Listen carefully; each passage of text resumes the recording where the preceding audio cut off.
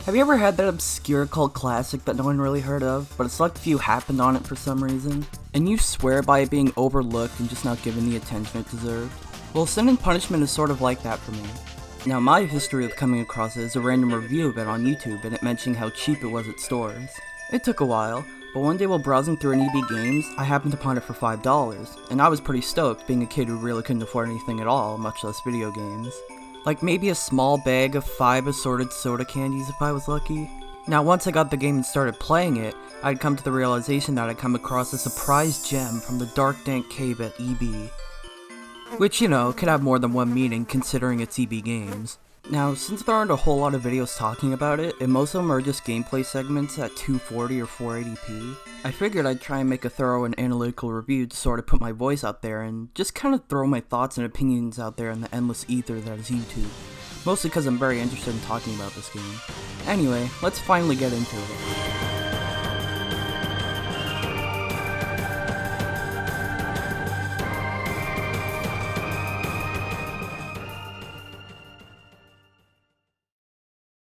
First off, the story. It exists. Yeah, that's all you really need to know. Seriously, to give you an idea of how much the story matters in this game, you gotta actually pull out the manual and read it for the full context before even jumping into it. Also, yeah, remember manuals? The story and characters are not what you're here for, and not a piece of what makes the Sin and Punishment pie as delicious as it is. Honestly, I can just give you a quick little plot synopsis right now, and just sort of get it out of the way so we can get to the meat and potatoes of this game. More food puns. You know what? Yeah, let's just start this right now. Rapid fire, let's go.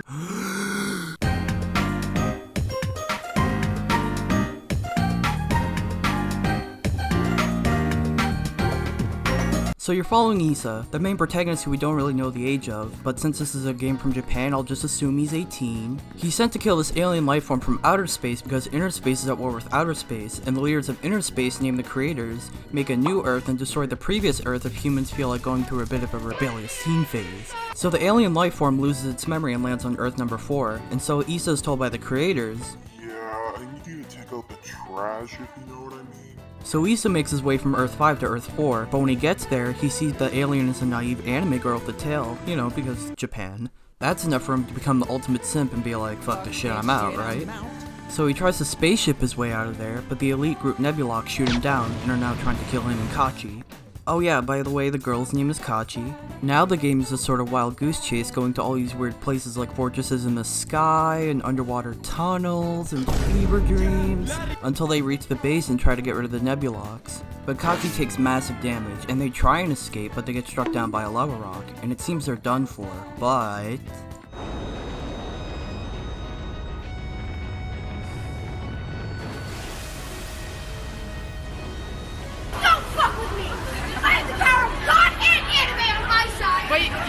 Now that they have the plot power-up with Kachi inside of Issa, listen, just don't ask.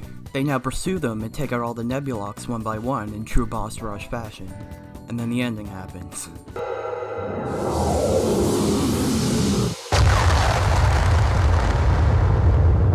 Kachi. She's just Kachi. Yep. Yeah, that is literally the ending of the whole game. So yeah, if I can give it anything, it helps connect the levels together cohesively, but nothing else I can really give it credit for. Oh yeah, and if you want to completely not care about the story, you can have the voice acting switch to English and have a good laugh at the little acting gems in the cutscenes. What the? This thing must be on the fritz! Be on the fritz! What is human? We have a head with 2 ears and 2 eyes. And a nose and a mouth? Oh, and a tail! Sure. We don't have tails. And you're sure there are no enemies down here? Positive. Why would enemies hang out in a water tunnel? We've managed to avoid drowning. Deco, shut it off now. My blood is on fire! Now, I enjoy many games for different reasons, whether that be the story of a game or very charming writing and characters, but Sin and Punishment for me is the most love it for its gameplay game out of any other game for me. It's an on-rail shooter that has this really tough but fair style to it that's strikingly similar to Cuphead. You know, that difficulty where it's so tough that you might end up in a Gamer Rage compilation. However, it never feels unfair, and despite giving you a flurry of emotions, it makes you want to return and utter that glorious phrase, "Okay, one more try," or, "Alright, this time I'll get it." For me, Sin and Punishment's difficulty sits at a spot just below Cuphead on normal mode, with hard mode sitting slightly above it. Now, I'll get to hard mode later on in the video, but for now I want to focus on other parts of the game. You have your stock standard shoot, melee attack, left and right movements, roll, and jump. However, you also have the ability to hover and dodge in any direction in the air, which honestly is where you're going to be most of the time. Now, all these actions are important and play a role in every stage, except for jump. With the exception of stage 5, it gets nullified by the fact that hovering exists, so don't worry a little out for that one. And you're going to be using all of them constantly. There is no messing around in this game. You're almost always going to be doing something, and you're going to need to focus on it at all times, which I can really appreciate. It doesn't waste your time and lets you get straight into your desired high quality gameplay. I feel like the devs knew this as well, with the cutscenes being very minimal and having the ability to skip them, with the only waiting being the quick loading screens in between the stages. One of the greatest things about this game is how much variety there is in each level, and how it teaches the player new things outside of the tutorial level. There can be multiple enemies firing at you at once that you have to take out while avoiding this. However, you also have things like the 2 bosses at the end of stage 1. They have parts of the fight where you're unable to hit them, and your focus is solely based on mastering your movement. Prior to this, it was just shoot the enemy and, well, don't get hit. It gets the point across that knowing your movement is key in getting through constant bullet hell. You were also taught about using your melee attacks to rebound things like missiles and other explosives earlier on in the stage, so you have a chance to really test them out by trying to rebound these drones or grenades, employing a risk-reward system that gives it a bit more flavor. Another similarity to Cuphead with its parry system. I especially love that you see how useful dodging is because of how many invincibility frames you have during it when the first boss sends a flurry of shots at you, making you very well equipped with the Z button in case you haven't already. But then the next boss fight right after, it makes you realize that you can't be overly reliant on it by sending a shower of rocks falling down at you that no amount of dodging will fix, making you work on keeping a keen eye out for where you should strike, along with spotting potential opportunities for some chip damage with these grenades, should you feel confident enough about it. You've even got the game flipping things on you in later stages, like the aforementioned stage 5 for example. Here, you're completely stripped of being able to hover, so you're finally getting a guest star appearance from the C button on The Tonight Show starring Jimmy Kimmel Fallon. And unlike them, you're actually going to be taken by surprise. Being so accustomed to hovering your problems away, you now have to think of the game in a whole new way. Timing your jumps just right to avoid the minefields and focusing on your left and right movement a lot more now. Because you're not only working on movement in the x-axis with slower speed, but also these curves that will automatically move you toward the edge that you have to avoid. And getting too close to the edge makes you skid and become vulnerable for a brief time. Even though this is a pretty short game, along with having only 7 stages, I don't really mind. There's no fat in this game. Every stage has a unique style to it, both gameplay wise and aesthetic wise, that makes them all stand out, with them challenging you in a new and interesting way. And also, the downtime in this game is pretty much non-existent, and you always have something going on to keep your focus. The only real blunder gameplay wise is this weird moment where the game suddenly becomes Tekken, even down to the music.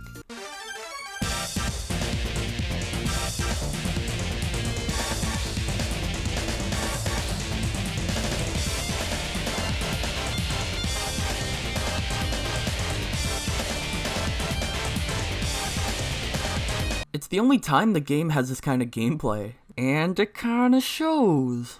Now, it's not boring or frustrating, but just kinda lacks some polish, especially when you compare it to the rest of the game. Having a duel with this Jim who Issa trained with and both of them being masters of combat, you'd expect it to look like this. An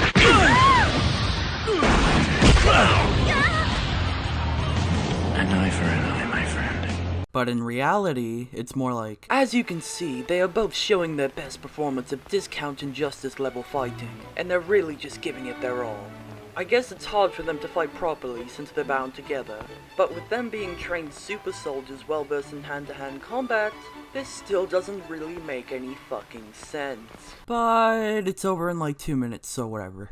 Also, I'm not sure where to put this in the video, so I'll just mention it here. Before you begin a new game, you get to decide what control style you want based on what character you choose. Isa's control style is manual, where you get to do the aiming all on your own, and your charge shot is this big, ultra satisfying shot that wipes out anything in its general area.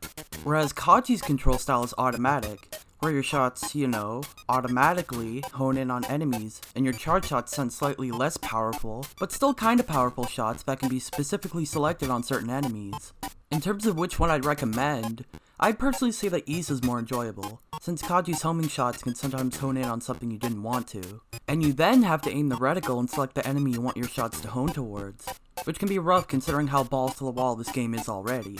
That's not to say Kachi is objectively inferior, since her charge shot can on average recover a lot faster, because of the mechanic of it being based on how many you select, whereas Isa has a set time for his to recover, and it's just for one area, albeit a damn big one. The differences are pretty small though, so it doesn't really matter much. And if you beat the game with both characters, regardless of difficulty, you can swap between them at any point in the stages. Now, I'm a real sucker for music in games.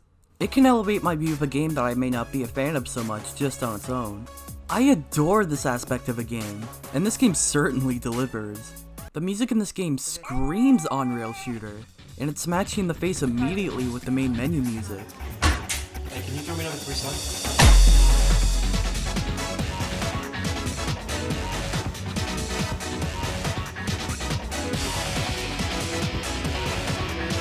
Then you've got stage 1 all like...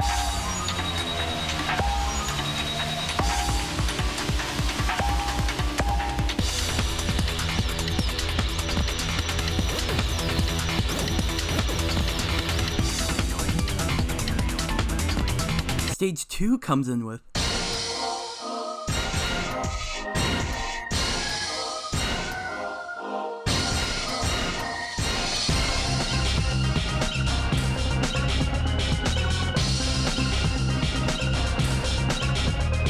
The soundtrack is a blend of futuristic synth with some hard-ass rock, along with some organs sprinkled in here and there. It fits so well with the game's setting of it being a not-so-distant future, along with anime god complex, again because Japan, as well as the game's genre of an intense on-rail shooter with non-stop shit everywhere. It also just kicks so much ass on its own. Like, just search up the OST after this and listen to it, because it's honestly the best way to find out why. And, random fun fact, the composer for this game also worked on Wario World and even the Simpsons arcade game. You know, just a little bit of that, as well as a bit of a did you know gaming moment if I do say so myself. The visuals in this game are also quite good for a Wii game. Its enemies and environments are super stylized, which honestly fits best with this type of game, since you can take liberties with the backgrounds without it making it look like Vaseline Land. All while running at a solid 60 frames per second. The character models though, not as much. Most of the time you'll be seeing them from a distance, and from there they look quite good, but up close in cutscenes they have quite some uncanniness in their animations. Isa and Kachi's faces also kinda look like they haven't had their steaming cup of Folgers in the morning. Another thing with this visual style is that it occasionally makes it hard to see where you're supposed to shoot, along with where the enemy fire is coming from. An example is in stage 6, where a lot of bright orange lava takes up the screen that kinda blends in with the enemy fire. It's alleviated somewhat with the reticle turning red when it's on an enemy, and it's only in a few spots throughout the game, but it can still be a bit jarring when it happens. Now, something I've been neglecting to talk about is something I mentioned earlier in the video, and that is hard mode. Its description is, you will be punished. And yeah, I'd say that sums it up quite nicely. Something I appreciate about this mode is that, unlike a lot of hard modes in games, it actually feels like they put some thought into it. Of course, you have the standard stuff, like taking more damage and the amount of things on screen being even more insane, but they also tweaked some of the boss fights throughout the stages with new patterns and attacks you have to watch out for. Stuff like, oh, this guy instead of blocking your shots reflects your shots at you, or these blue time ravens have more specific placements, and there's only one. They're very subtly changing things in bosses, and ramping up the difficulty ever so slightly to where it feels relatively fresh, even after beating it on normal. Until toward the end. The stages up to 4 scale pretty well, but then stages 5 to 7 just ramp up the difficulty out of nowhere, sending some garbage like this mine section, which makes you want to take a bath in stage 6. So, remember how I mentioned that you can unlock the option to play as Isa and Kachi? Well, the thing about that is it's not just the option to switch control styles, but it also gives you 2 health bars. These are treated separately for Kachi and Issa, and the reason I bring that up is that you're gonna want to use them for hard mode. It's the best way to experience hard mode without the last few stages giving you an aneurysm. So yeah, that's about it. Since no one really talks about this game, I figured I'd add my 2 cents just for the heck of it. And yeah, I think you should play it because I think it's really good. So get it in whatever way you desire. This game supports a lot of control styles, and you have so many options for each of them. So yeah, I'm just gonna end it with the outro song because I honestly don't know what else I want to say. So yeah, bye.